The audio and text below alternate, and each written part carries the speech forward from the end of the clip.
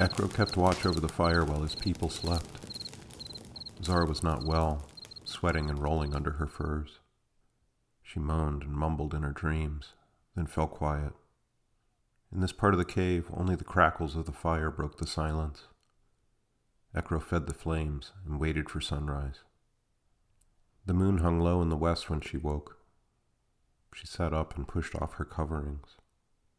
Her long dark hair stuck to her head. "I was visited by the Great Father," she said. "He came to me in my dreams." "The Great Father?" Ekro whispered. He did not want to wake the children or the elders. "He came to me. He showed me what he had done. There was an unbelievable blackness. I could not see anything at all until he waved his hand. And when he did, the great black sea was filled with 1,000 fires. Around every fire was a world with animals and plants. Ages and ages passed. The time of the animals passed, and the time of the people began. People who looked so strange I could not describe them to you. The animals and insects and plants of every world were people." She closed her eyes. "I understood everything in a moment," she said. "But now I am beginning to forget.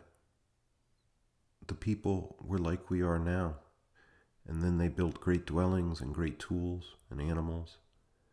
They went in their animals between the worlds. They filled many great empty worlds.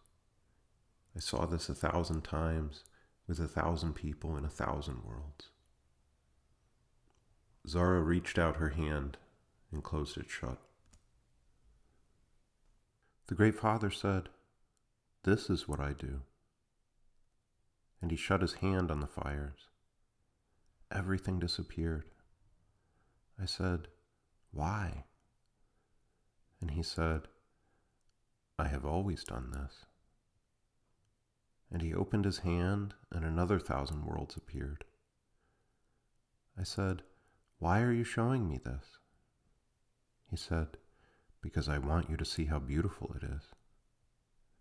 And I watched, and I wondered more, and I asked him who his father was.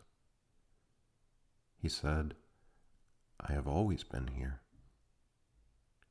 And I felt how truly all alone he is. I felt it so deep inside me that it hurt me. And he made those worlds disappear, and then he made more, and I saw all of them. But now I can't remember." "Maybe you should go back to sleep," said Ekro. Zara nodded and laid her head down to sleep. He watched her close her eyes.